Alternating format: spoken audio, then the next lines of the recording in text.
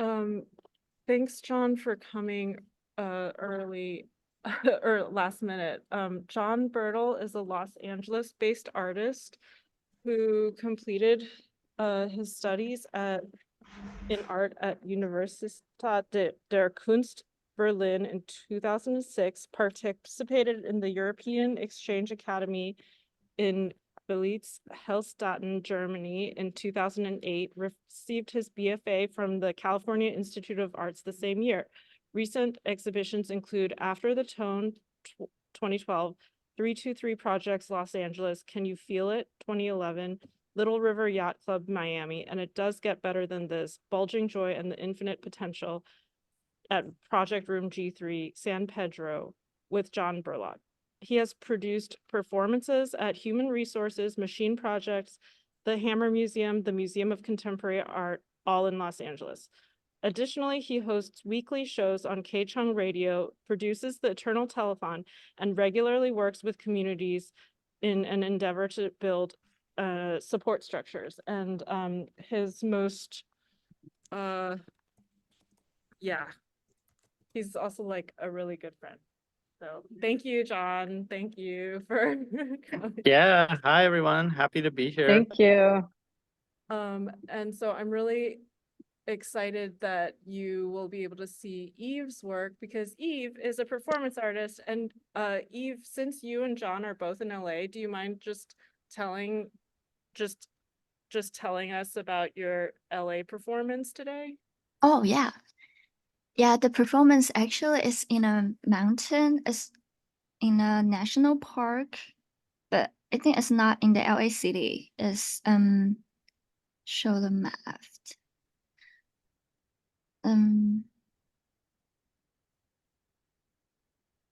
Actually it's right the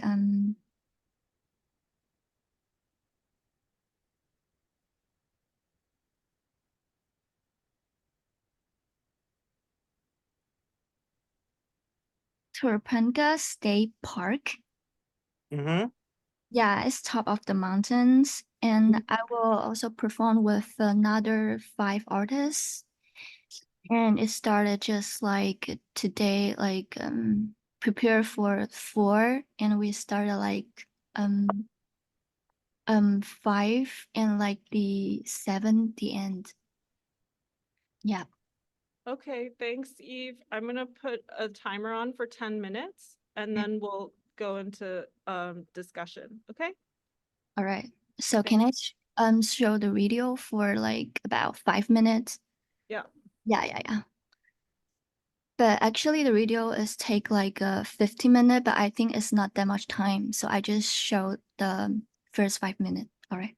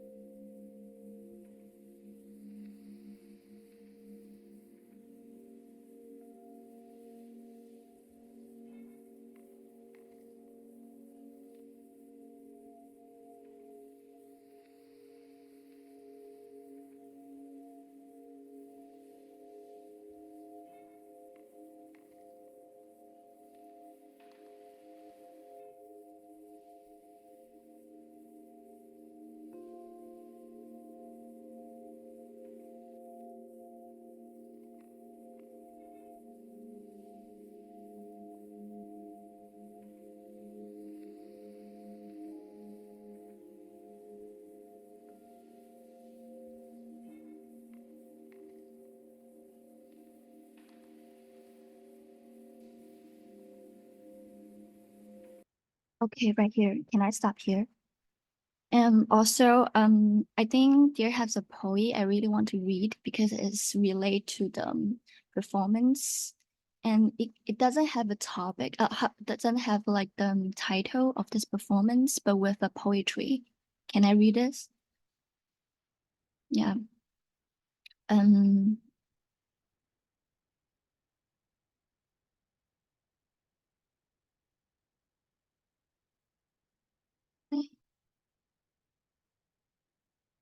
In this symbolic work, you and I are connected by Wang.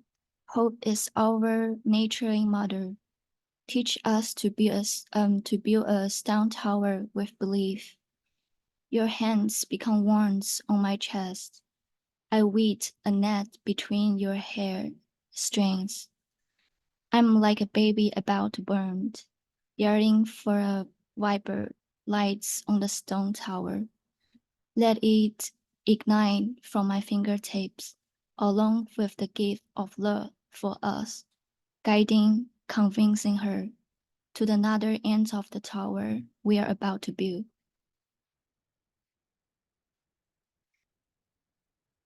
Yeah. And this one, also I have something updated just about, oh wait, how can I? Oh, it's right there. And this one, because I have a really long time to figure out, like before I only do the live performance. But after this, I want to do the recorded. I want to figure out that the video, the relationship between the videos and the live performance. So that's the reason why I try to film in the video. It's like it's not like a films, but like a recording. Then I can just like take the film to them to more easy to show to the people again and again. And then I want to show some things like also from this time,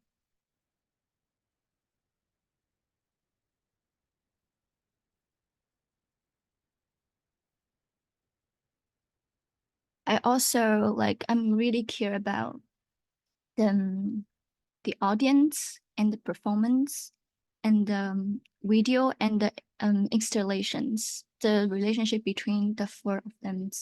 So this time to the LA performance, so I just did yeah, I make installations that like combine with this audios, and it can actually work. It's like when you put the the six hand into the sense, and it can show the videos, then the performance, then I filming. So it become another live performance.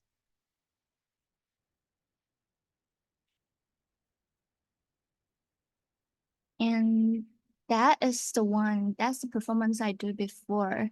The first time is in CCA, I done it, and the second time is in LA also. And this one, just it only have some pictures and really short audios that my friends take it to me. But not that like I doesn't filming like the whole stuff. But it's because like I think it's the live performance, I think it doesn't matter, like I'm prepared for like nothing left in the end. And this one is about to, you guys can see inside the videos. The performance name is sorry, I forgot the name.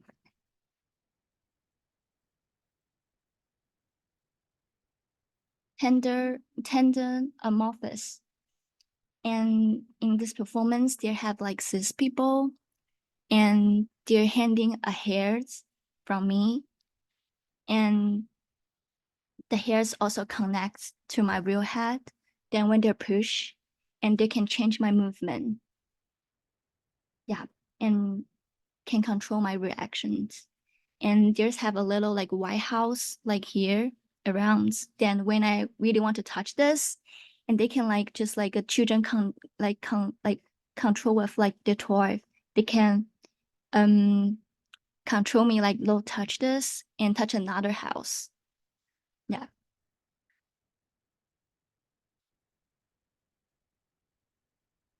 And also this one is the performance I also did in the last year.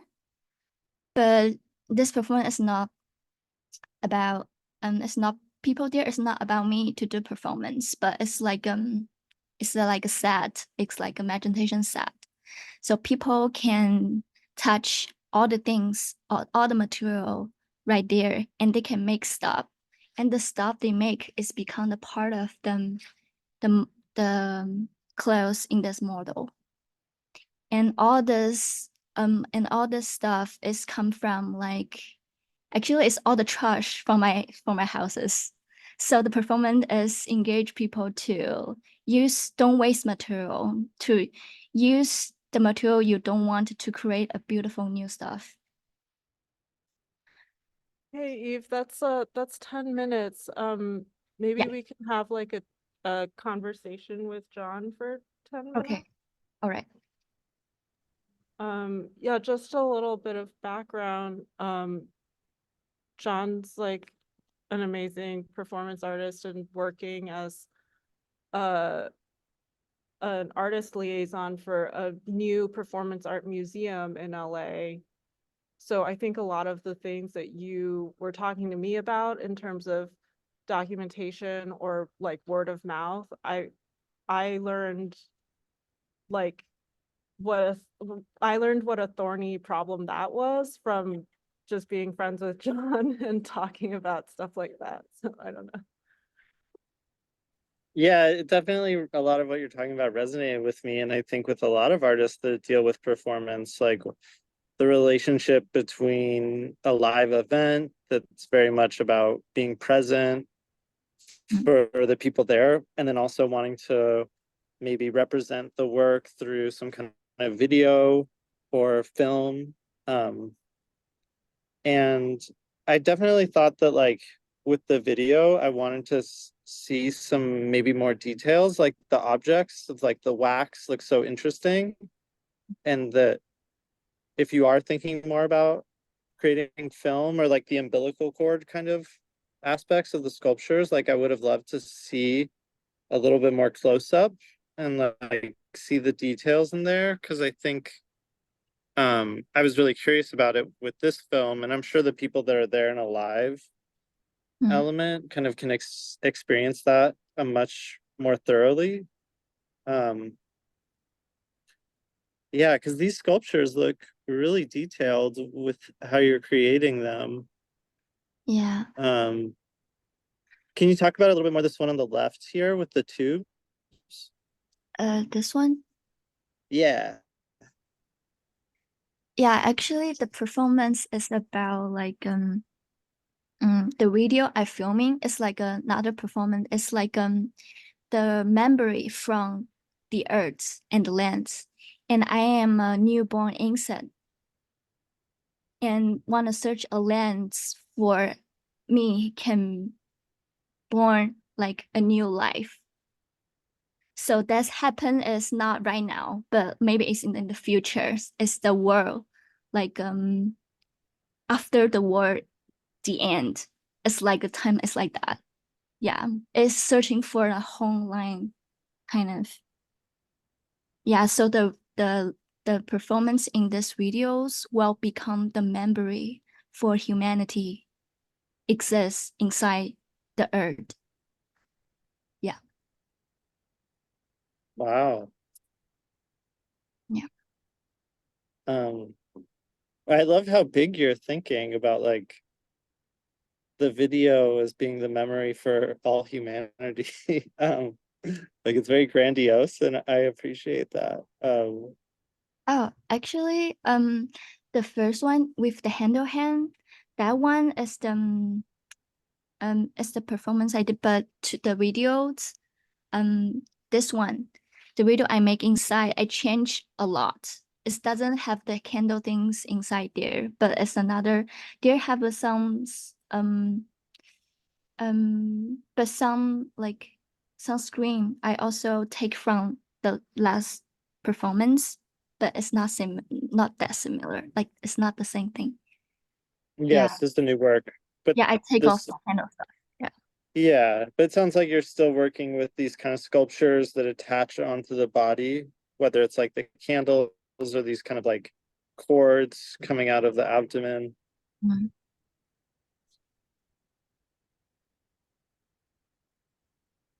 Does anyone in the audience or here have questions for Eve or thoughts?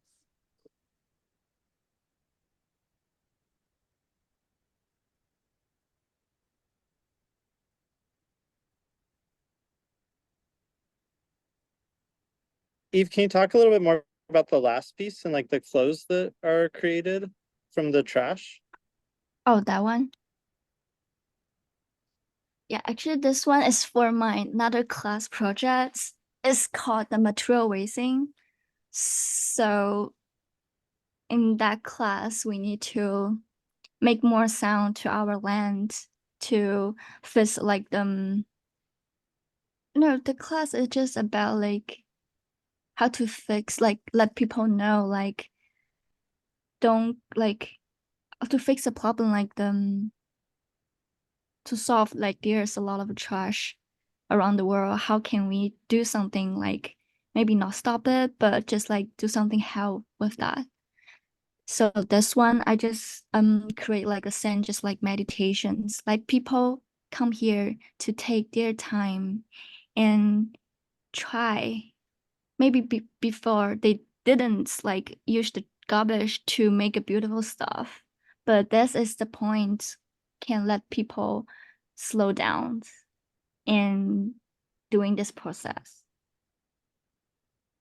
Yeah, and the material like in the here, all is I prepare for the audience to do it. Actually, this shirt is already down, like already down by people a lot before, just like a top and a half. But then they're just add the fabric that I prepared for them, and to make it like more longer. Yeah. Yeah, so again, there's like this counting of time that like candles feel like such a marker of time for me in like the first video, and here seems like you're interested in like the time that it takes to create the garment.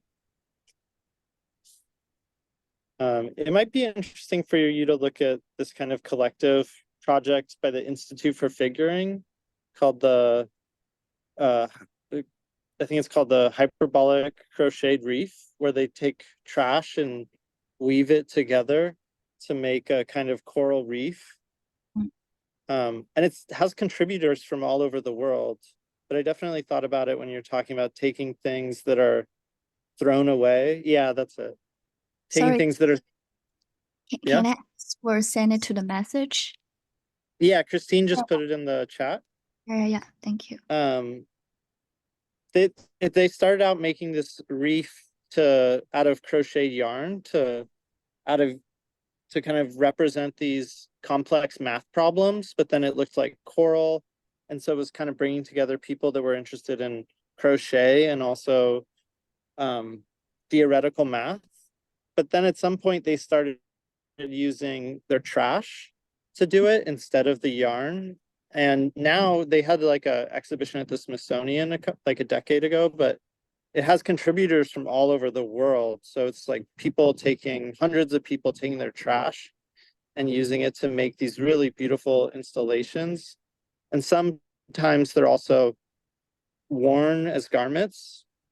But yeah, I definitely thought about it when you talk about getting people to slow down to make this, and also the transforming of something that is kind of thought of as not having value, and using the artistic process to kind of rethink that value and make it into something else. Yeah, because I feel like that's really important to slow down. I think like all around the world right now, all the things happen too quick. Like so I that feel like it was also such a big point of conversation during the pandemic. I feel like a lot of people talking about the value of slowing down and learning lessons about like taking care of yourself and slowing down. And I feel like a lot of people forgot about that in the last couple of years. yes. Yeah. And also, Eve, do you have any last questions for John? You have like a minute. oh no, and also thank you for the information you show me too. After this, I will search out the things you talked about. Yeah. Yeah, and have you looked at Paul McCarthy's artwork at all? Um, He's a LA artist who started out working a lot with performance and now makes really large scale films and often will exhibit the sets and props and sculptures from the films along with the videos. And I think like that play between the live event, the things that are produced for it, and the installation and display might be interesting for you to look at. His work is also very like abject, which seems like something you're kind of getting into. let me see. Some. Oh, I think it's not this person. I put it in the chat, Eve. Yeah. Yeah, not the beetle. Okay, that's it. That's your time. Good job, Eve. Yay. Thank you, Eve. Oh, Congrats. thank you for sharing. I see that. Wonderful.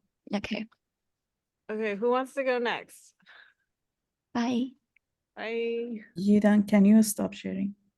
Yeah, okay. Yeah. Okay. Bingyi, are you ready? Sorry. Can I ask Christine? I might need to leave right now. Can I? Yeah, I understand. Okay. Thank you. Thank you. Good luck on your performance. Bye, guys. Oh, I wonder if I can go next. Sure. Yeah, because my dog keeps barking very loud, and I would like to keep him quiet first. Okay. Yeah, thank you. Do you mind sharing screen? You have 10 minutes. Go, Bingyi, go.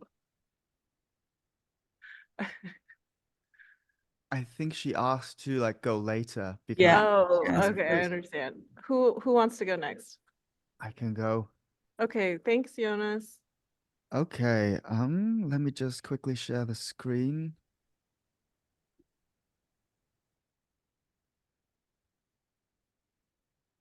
Okay, can everybody see everything? Okay, good. Then 10 minutes. Okay, welcome everybody. My name is Jonas. I am a German international student. This is the area where I grew up. It's a little town called Breitbrunn in Bavaria. I live like half an hour away from Munich, but the town I grew up didn't have more than like 1,600 people living in it. My work is very much inspired by the area and the history of my home. These are photos that my dad took. And you know, a lot of old buildings exist here that have been kind of forgotten by the world, and you know, these kind of gentle moments encased in stone. The household where I grew up in was very hyper focused on academic accomplishments. My dad is a physicist. My sister has a PhD. They're all talking about, you know, numbers, and it's just not the headspace that I prefer residing in. But there is a great, you know, there are great things when you just like look around that still exists. I love Gothic cathedrals. I love you know, stained glass windows. And even though I'm not the most religious person, to, you know, be mild, I still find a lot of beauty in these structures that people have meant to when they considered things that transcend their human understanding currently. An artist that really inspires me very much from that era is Peter Paul Rubens, especially the piece that I have here to the left. It's called The Fall of the Damned. It's huge, and I've seen it in real. Oh, my measurements are actually wrong. That are there at the bottom, but it's huge. I've seen it in the Pinakothek Museum, and I really like how this gesture of there are like a bunch of bodies that sort of meld together to form an almost abstract gesture. I was really fascinated by that. Same as like most of his work, they have an energy because of their size. It reminds me of like concerts or movies or all those things that lead you to like an outer body experience.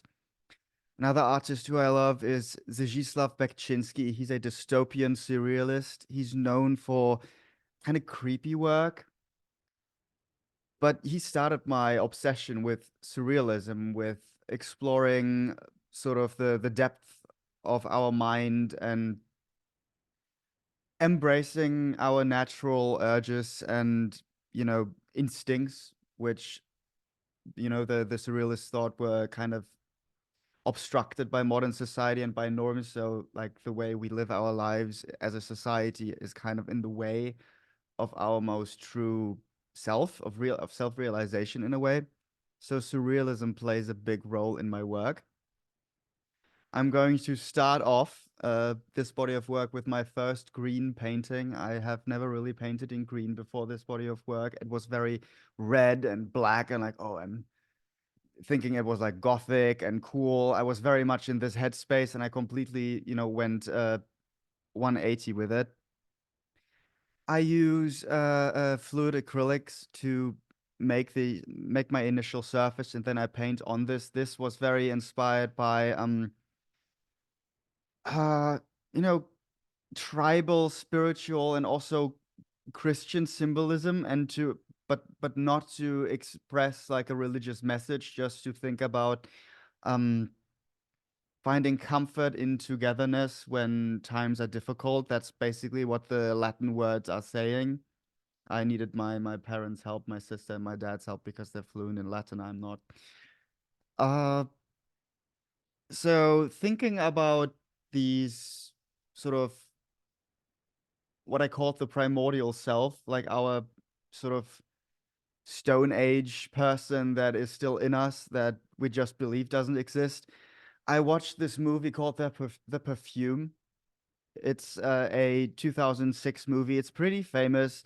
It is a psycho thriller movie that is set in like 17th century France about a man who makes a perfume by killing people, and it's very creepy. But in this movie, there is a scene where he releases this magical perfume that he's made into the crowd that watches him to be executed, and they get enchanted in a way that they all start having a mass orgy in this town square. And it was filmed with 700 actors who participated in faux sexual acts, and the aerial views are just amazing, similar to that Rubens painting.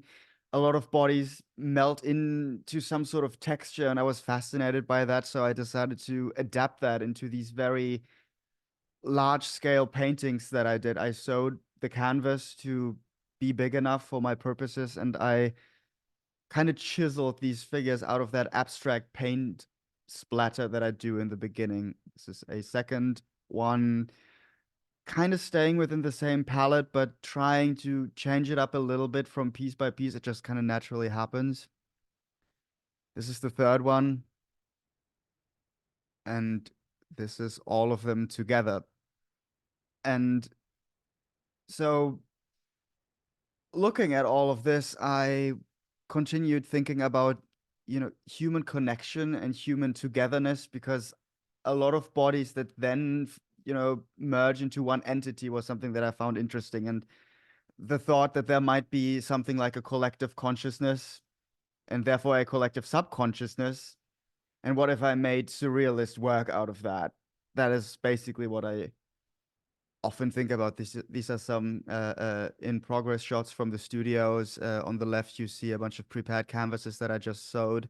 The middle shows the paint while still wet, and the painting, the image of the right shows me on a ladder working on the first orgy painting. I still was very much interested in painting, but I had this idea of doing that, like depicting connectivity through just painting hands. So just human hands became a very big part of my body of work. They have personality of their own, and I was fascinated by this idea of representing a person without using their face at all. It's the very like common way to do it. We tie a portrait of a person very much to their individual personality and identity, which wasn't really what this work was about. It was about, you know, multiple individuals and not just one. So I, you know, tried this out. It's always like a back and forth in the process of making these between the abstract paint splatters and then the more controlled figures. I draw them first and then project that drawing and sort of excavate it in the areas where I believe it might be beautiful to have the hand show or the figure show. And in other areas, I prefer leaving the raw paint. Jonas, you have 2 minutes. Yes, I'm aware. Doing more of these on a larger scale. Sometimes there is more figure, sometimes there is more paint. Like here, this is a smaller piece, playing more with the paint, but as I worked on these, I was encouraged more to not only think of the human experience, but to consider the non-human experience.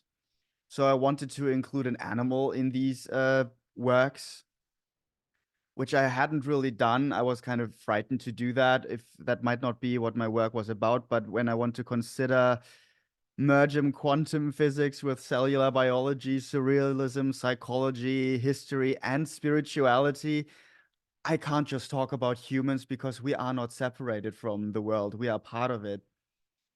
So this is my final piece of the semester in which I included pigeons. I wanted to have an animal that we have a closeness to as people, that I had a connection to coming from Europe.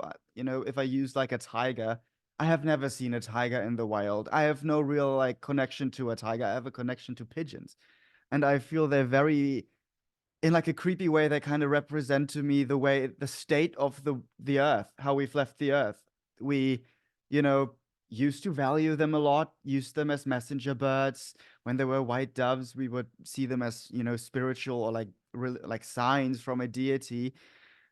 But we have exploited them to our benefits, changed them and kind of messed them up, and then abandoned them. And now we treat them as kind of like a pest that has nothing to do with us. And I mean, there are differences between how we treat the environment, but I found that quite eerily reflective of that. And yeah, this piece, I changed my color scheme. I changed the way I paint figures and displayed it as like a huge sort of altar piece to really develop what I've done a little further. And yeah, Dankeschön. Thank you very much for listening. You. Yay. So we have, sorry, I've messed up the timing a little bit, but I think we have about 8 minutes to talk about your work. Okay, let's do it.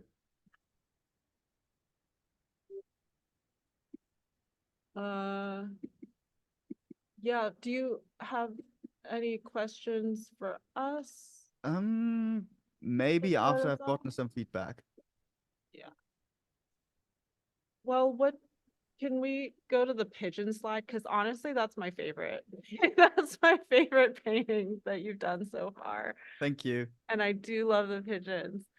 And like, has anyone seen this in person? Yeah, what do you all think? We're getting, I'm sorry. Yeah, we got the words huge, we got the words majestic, we got lots of thumbs ups. Any other thoughts?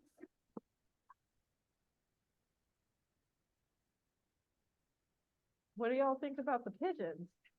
Pigeons is perfect animal, really. It is like an animal that comes across every day. Yeah.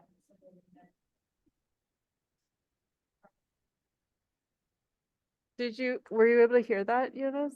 No, Okay, so I can hear nothing but your voice. That's okay, how so what I heard was that the pigeon was the perfect choice because it's something that we look at every day, right? And that, sorry, That's basically it was powerful. You use the word powerful. I don't know, pigeons, we often think that we're separate from nature, but we are in it, and so are pigeons. So even though they are connected to the urban, that doesn't exclude it from the earth. We just view ourselves as we've made ourselves the aliens, even though there is no like human versus nature. We just make that up. Yeah. Also, I think- James, sorry, go ahead, John. I feel like in this one, it's almost like the pigeons are alien within like this massive sea of bodies. Like there's so many people piled on top of each other, and then the way that the pigeons are rendered really makes them stand out from the bodies. Which makes it very bold and distinct. I'd be curious maybe to see the inverse, if like taking the pigeons or other animals or plants and like making a sea of them with like the human bodies interspersed throughout. Yeah, But you're very close to the actual idea. I was imagining like turning people into the environment that the animals then inhabit.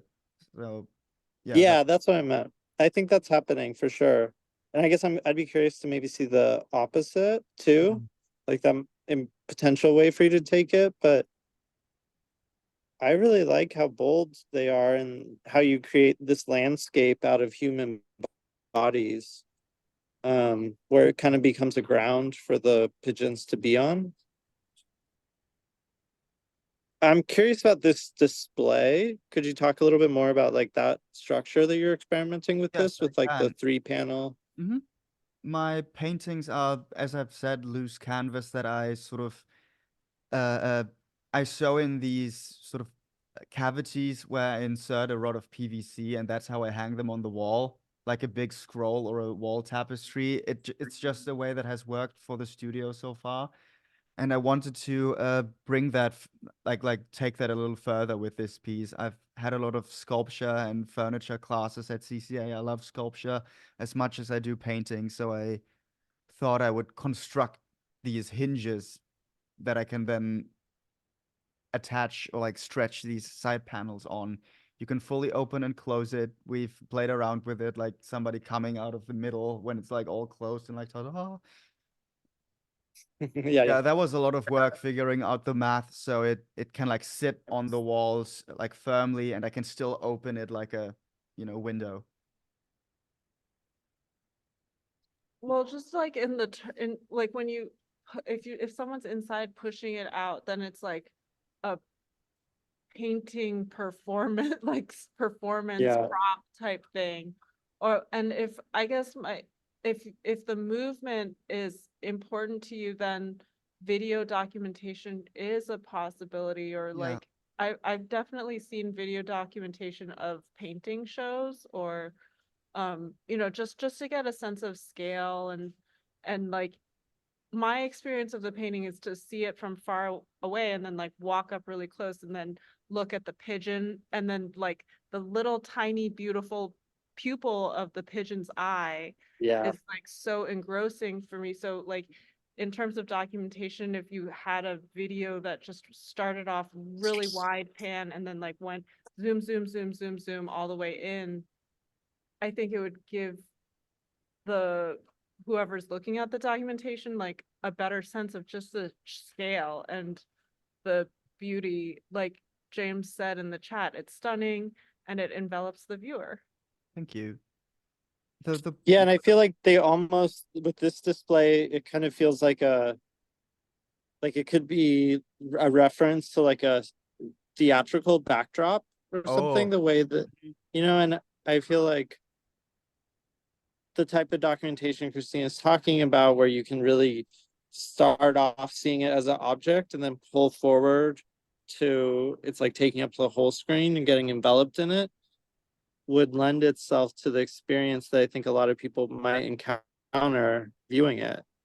Yeah, it's supposed to be immersive. That's why they are Yeah, adding of course. the side panels so you can kind of step in. That's why the Yeah. paintings are so large, and I'm looking a lot on at classical relief sculptures, Yeah. marble work. Yeah. When the scale of the bodies is to like life size, A little right? smaller than life A little size, smaller. almost. Yeah. But the pigeons are life size. A little smaller, but yeah. I mean, there can be pigeons this small, but it's all a tiny bit smaller than life. Do you have a question for us, Jonas?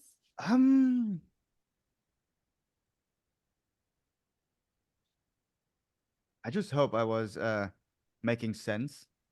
No, you're very clear and Okay, good. sensible. I guess like my final thought might be just like I'm curious about the relationship between like the fluid abstraction with the paint that's in the background, and then the kind of like, as you said, carving out of the figures on top of that. Yeah. Because I feel like we've been talking a lot about like the representational content in the work. And I'm curious how you think about like the abstraction in relationship to that. Okay. I can do that. The abstraction sort of is embracing randomness and embracing sort of momentary like moments that I really enjoy, like once in a lifetime moments. Like I'll never be able to get that exactly the same because Yeah. I'm just walking around dumping the paint on it. Yeah, and the way the colors blend together Yeah. kind of is representative of how you're talking about bodies or minds blending together. And there is a juxtaposition between, of course, the classical figuration and the abstract splatter, but that is Right. something that I want. I want this Yeah. give and take relationship. I mean, it's kind of a paradox, but so are people, so is nature. Things aren't supposed to be always controlled. We may try, we may strive to it, but we'll never fully have it. And I think that's the excitement. Yeah, that feels intentional in this work. Yay! Good Lovely, thank job. you so much. Okay, thank you, Jonas. You're welcome. Thank you. Gabriela, Bingyi, who wants to go next? I'm happy to go. Let me just get set up. Okay, do you mind sharing screen? Putting your camera on?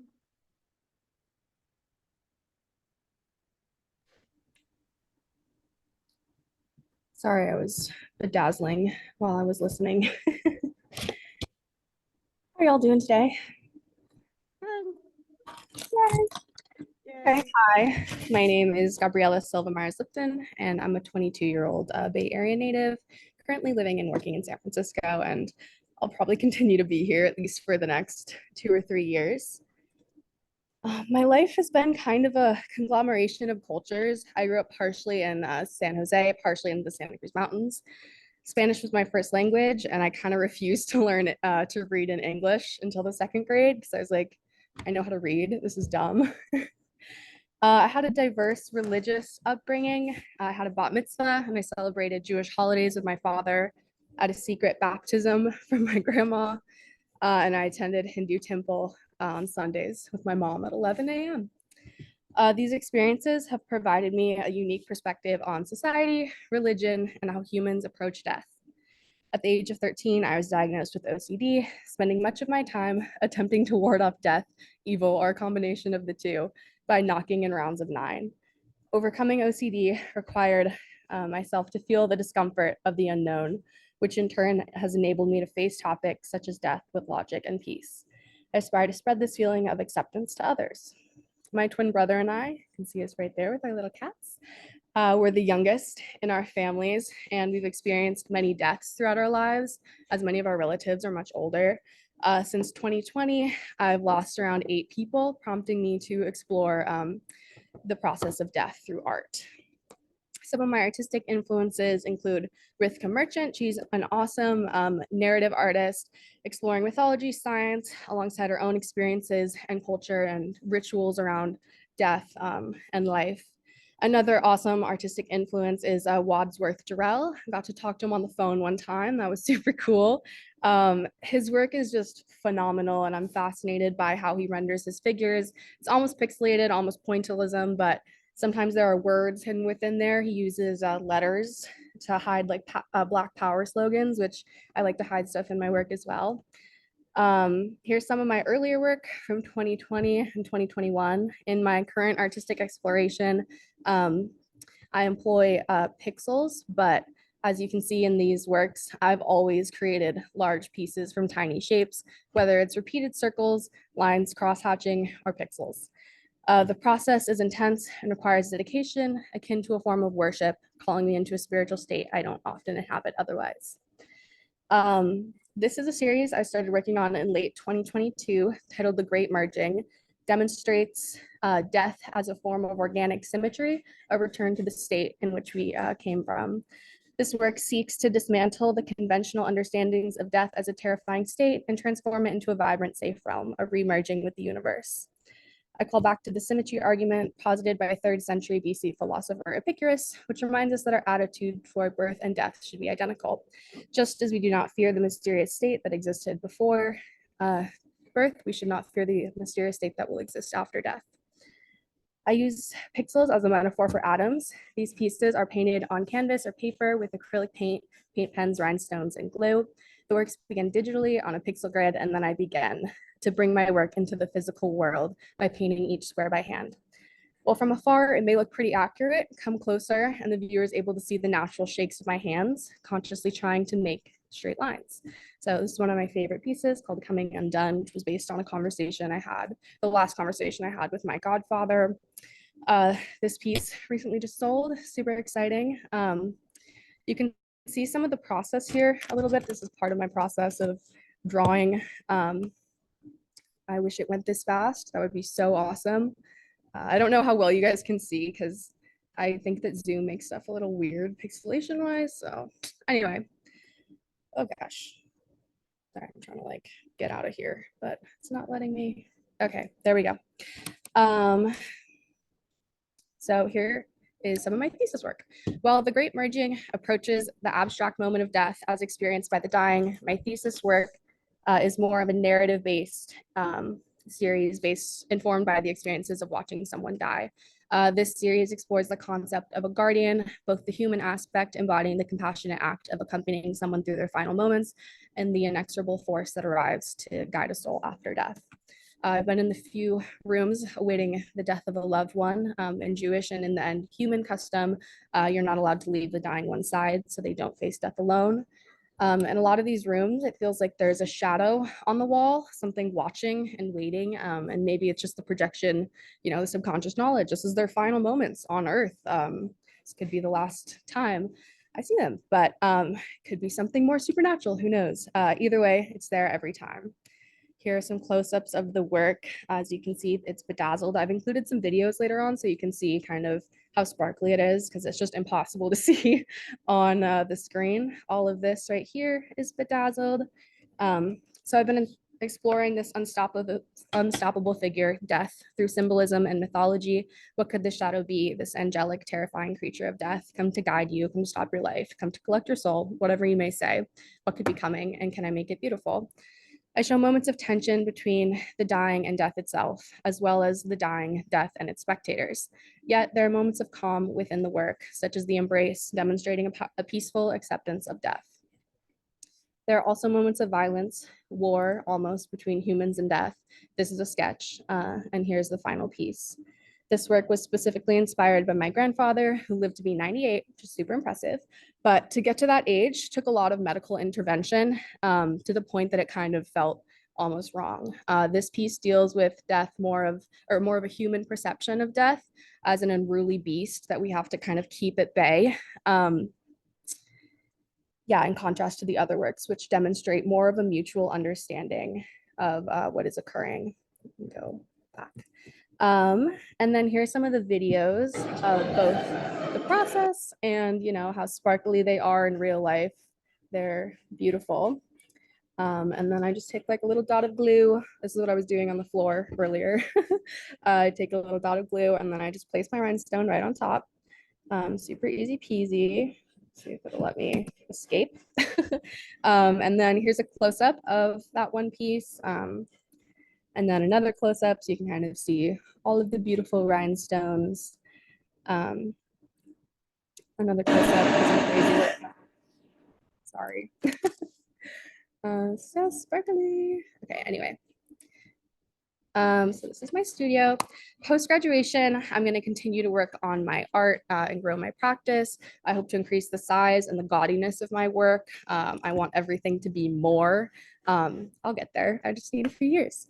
Hopefully I'll go to grad school in a year or two, but until then I'm working at the Museum of the African Diaspora and I'm super happy there. And I'll just be doing my art after work and on the weekends and trying to get it, you know, into galleries, into maybe museums if they let me in, sell it if I can. Yeah, thank you so much for watching. I appreciate y'all. Yay, thank you. Thank you. Okay, we are gonna put 8 minutes. Let's go back to that.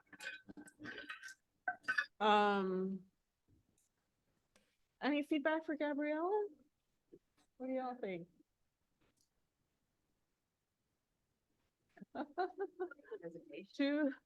Great presentation. Carla says it's a great presentation. Thank you, Carla. I appreciate it. What did you like Oh, about I it? just thought like the. Thank you, Carla. Oh, just the combination of the sort of your personal narrative and that weaving into how your work has developed over time. Thought it was great. Yeah, thank you. Appreciate it. I liked the videos Yeah. and the I close-ups. right? I definitely want to find a more seamless way to kind of tie it all together where I can show, you know, a close up, a far away, a little sparkly moment. And I make TikToks. I feel like that's kind of clear about how I showed this. A lot of my stuff is shown through a video format instead of just static photos. I think they read better that way. I think they read even better in real life, but you know. But I remember we had really fun conversations about TikTok. Yeah. And about how you were using TikTok to basically I'm thinking about Seth Price wrote this book Dispersions, Mhm. and there's all of these ways that art moves through the world and it's not necessarily a sale. It now I think your generation has social media as a way to disperse your art. And it's cheap to disperse it. I mean, it doesn't, you just pay for your phone and your phone plan. It's not like you have to print stuff and like put it on a wall. Kind of feels like I'm screaming out into like a town square. And then like everyone who turns around, that's like the people who look as viewers. Yeah, it's So I interesting. guess- All three of the artists have had like this idea of like people coming together, bodies coming together, like but I think I was most curious about the rhinestones in the work and like you talking about wanting to make the work even more gaudy, which I feel Yeah. like you could definitely push farther. 100%. Yeah, I would love to do maybe 2 colors of rhinestones per piece, as well as I recently bought these tiny square stickers that are holographic and they're like gorgeous. And so I can place them wherever I want. I think that would be fun. Adding glitter, maybe even glitter glue. I just kind of need to find a piece that I feel okay experimenting with and like kind of destroying in a certain sense.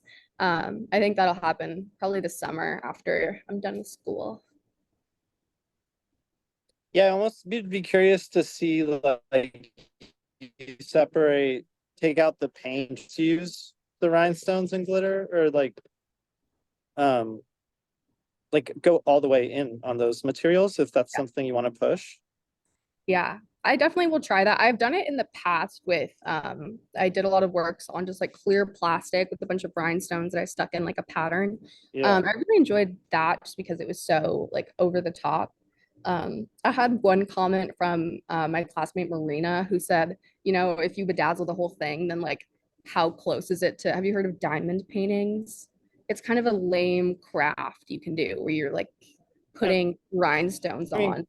I think I think you could make it into something, but right now it feels like it's something you're like thinking about, but haven't, at least through like the images that I on here, like that it's not, it feels like it's additive on top as in terms of like not being like integral, fundamental to the process.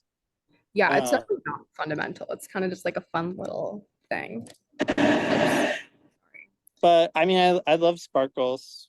And I think that the detail is an important part of you, and maybe that's part of your interest in like the stoning of it, is like adding this additional layer of detail on top of this intricate drawing.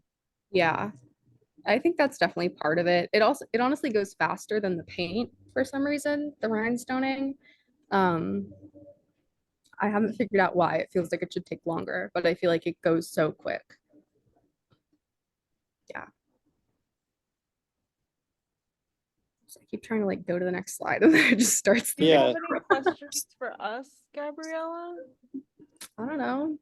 Any advice to a young artist who doesn't know what she's doing? How to not go crazy, trying to like I make think it you know what you're doing. I think you're fine. You just need to Yeah. like, it's like every artist, I tell this to Christine and all of my friends, like you're fine. You'll Okay. figure it out.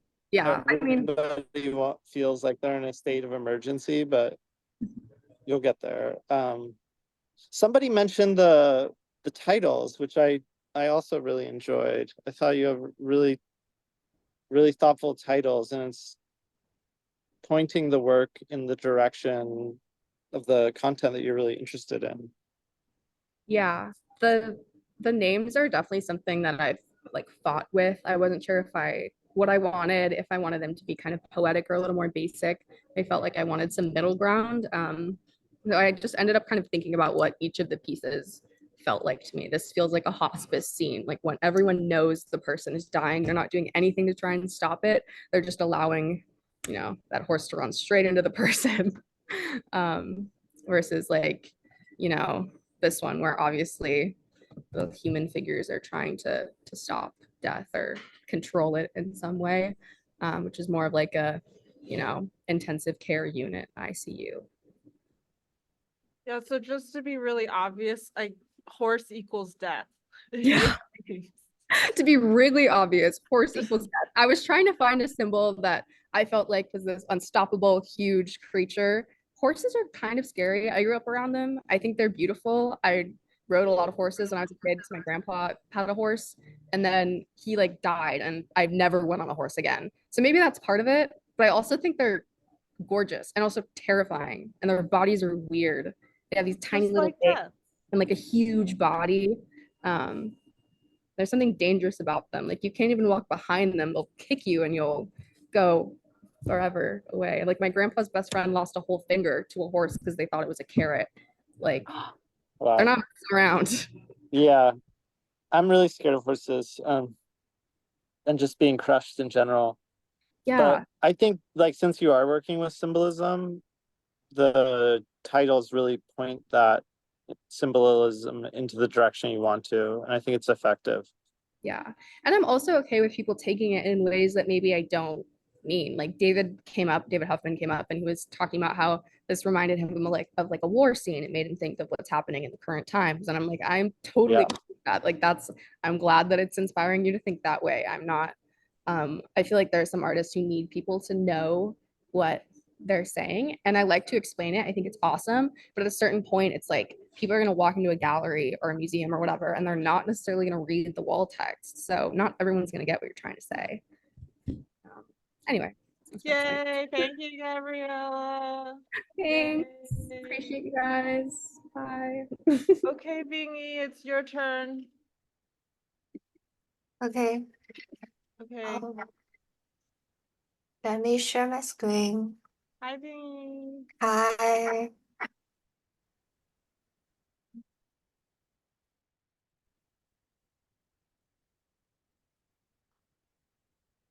Um, okay. My name is Bingyi Wang. I grew up in Guiyang, in China, a city full of nature. I started loving art when I was 6 because I liked drawing everything I saw onto paper. I took some drawing classes then, but I had to stop drawing for many years because school got really busy. In high school, I started making art again. I was fascinated by the endless possibility art could present. The process of creating something from nothing, of translating my inner thoughts and the beauty I see in the world onto reality.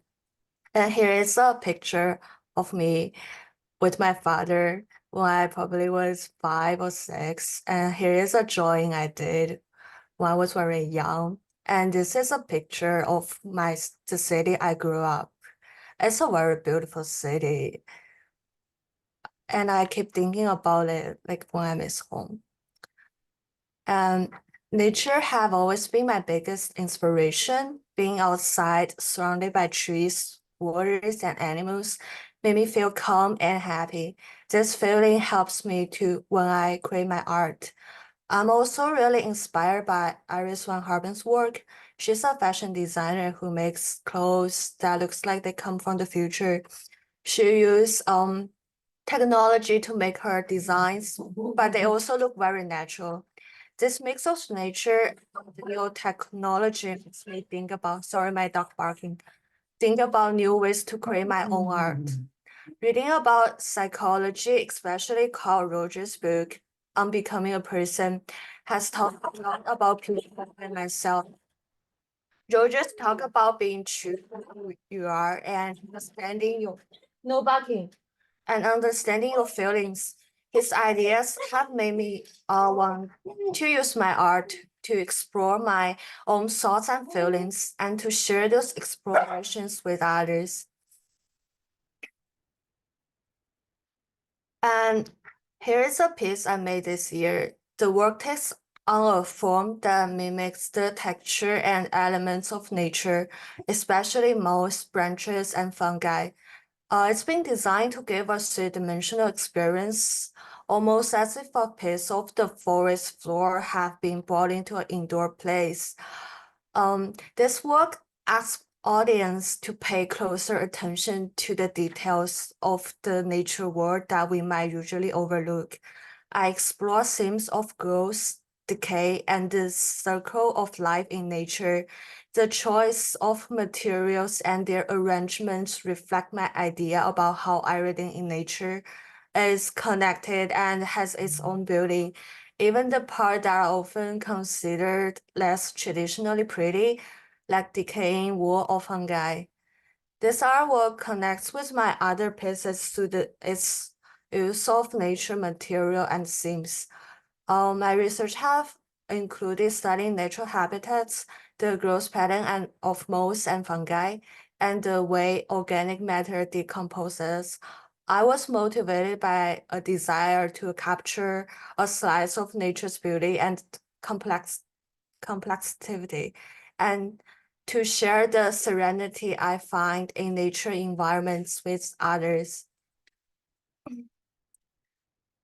And this work, with its interplay of colors and textures, inspired by the softness of flower petals and the vibrant shifting color of the sunset sky.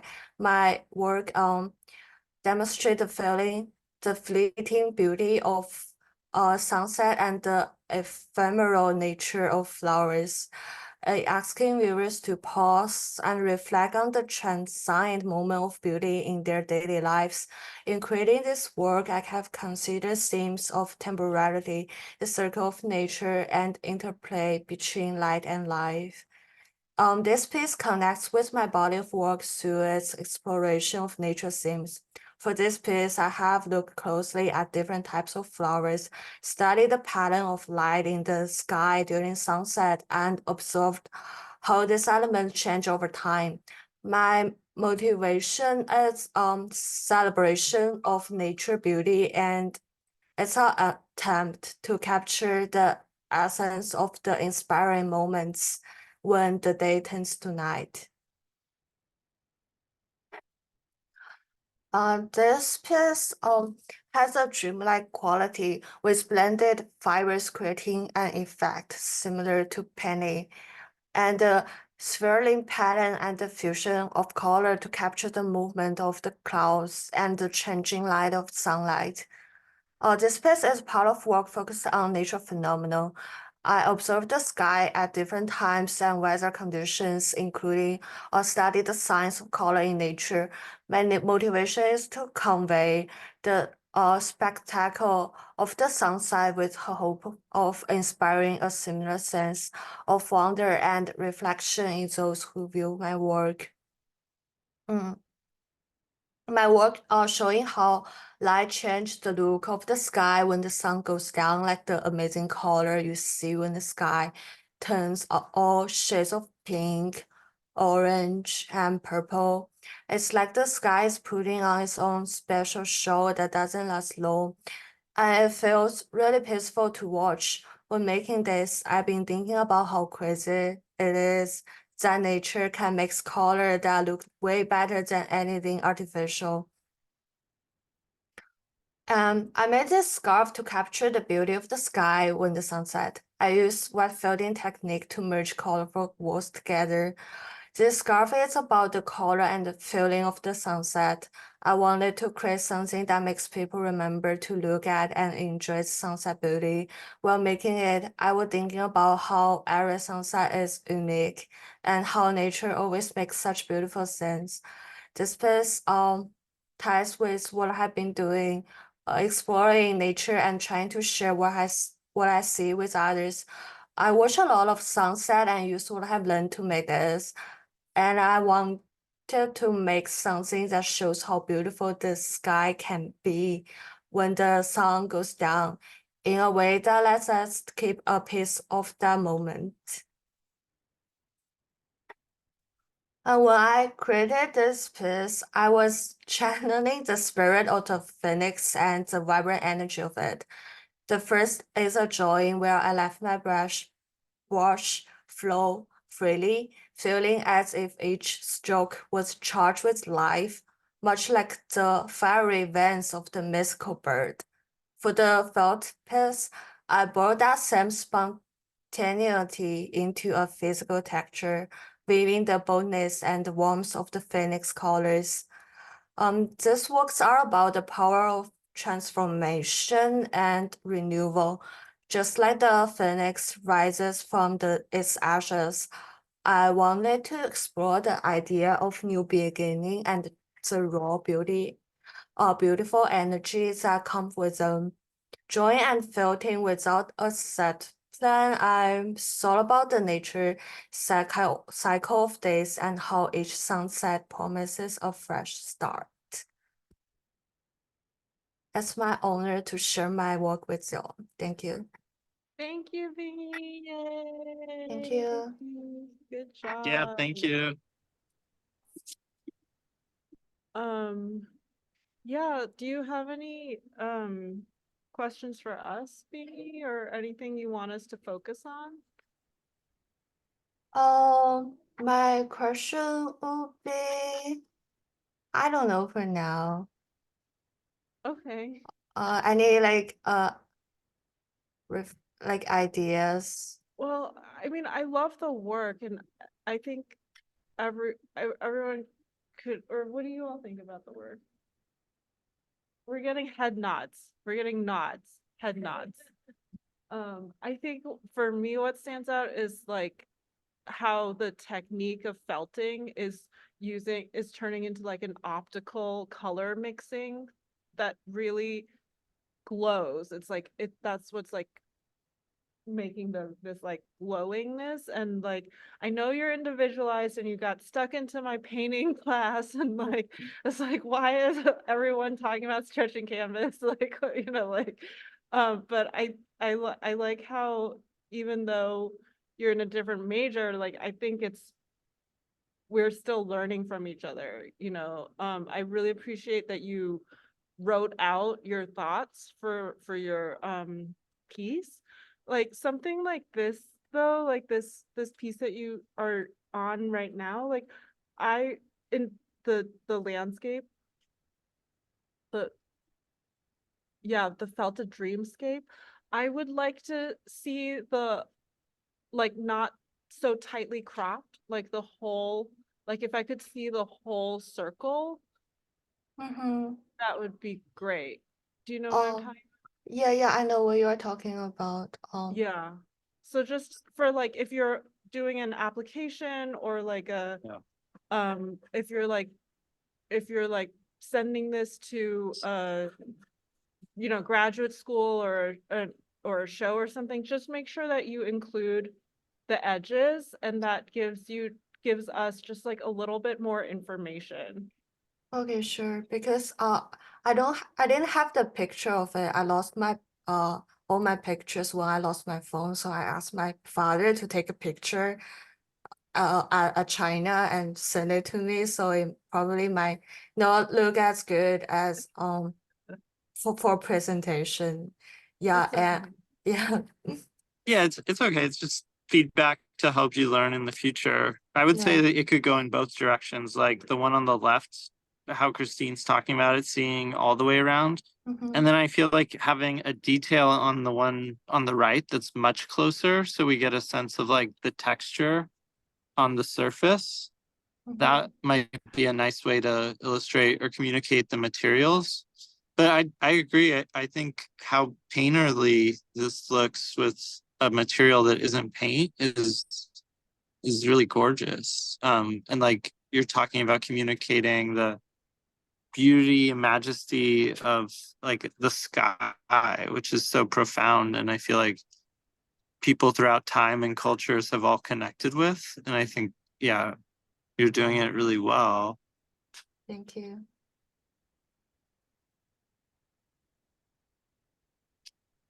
How did it feel being to read? To read. What do you mean by to read? Like during your presentation, you're reading it. Like, did it feel like you were? Well, I'll just speak for myself. It felt like you were adding another layer of content onto the pieces. Like it was like, I'm assuming that you wrote what you read, and it was like, you know how Eve read poetry? It was very poetic to me, the things that you read out loud. Uh-huh. Uh, yeah, I wrote some guidelines for my presentations. Yeah, because I'm not a native speaker, and I feel like to be able to present in a very good way, I like need to like write it down and have some guidelines about it. But Is was, that what you're asking? yeah, it was, I think also the text to me feeling like almost like another layer on top of the work. Like as if the work had a soundtrack or had like a text, like an audio component. That's what it felt like to me. But Okay. Yeah, I feel like there's also just a poetics in how you're thinking about it and the language you're choosing. And yeah, I would encourage you to keep writing about your work in the future because I think it just opens up how the viewer can think about it. Mm-hmm. Thank you. also, Marcus put in the chat, I'm appreciating the merging of boundaries in this place and in this piece and the round piece. Marcus, do you want to unmute and comment more, or?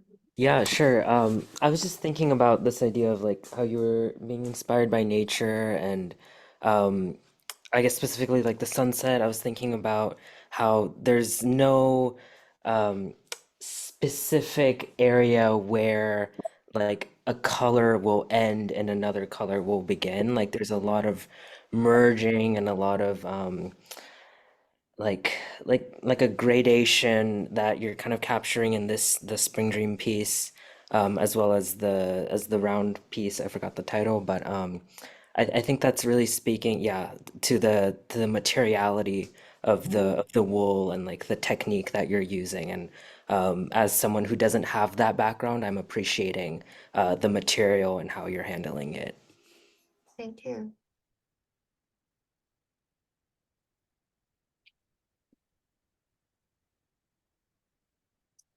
Is there something that you want us to give you feedback on specifically, Bingyi, or that you want us, like, do you have questions or you want us to cover something?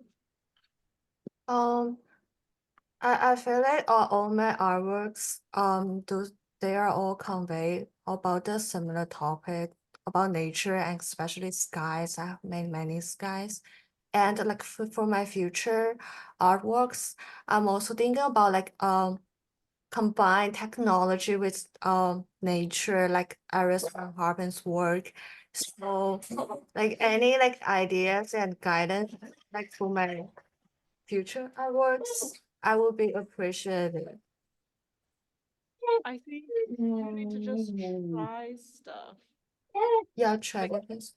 Yeah, like, and not be afraid to fail. Like the first time you do something, it might not look good, but like just keep trying different combinations or something. I don't know, John, Yeah. what do you think? Yeah, I mean, I work with a lot of different materials and people and different ways of production, and there's like a certain amount of risk and reward that's possible there, right? Where like you kind of have to be open to like investing in a way of working for a long time and then it deciding it's not actually what you want. But often, even if that's the case, it helps you understand what you do want, you know, and sometimes it is the new thing is exactly what you need in the work. So I agree with Christine, just start experimenting and go in with an open mind and the freedom to fail or succeed or have it lead to something else. Yeah, thank you for the idea. Yeah, I feel like it's what art all about. Just begin and keep going. Yay, good job, Bingyi. Yeah, great Yeah. job. Thank you Thank so you. much, John. We have a hard stop at 3. I appreciate you so much. Yeah, I gotta go, but thank you all for sharing your work with me. It's really exciting to see. Have a great day. Bye. Congratulations, everyone. Bye. Congratulations, all of you. Congratulations. Bye, Bye. everybody.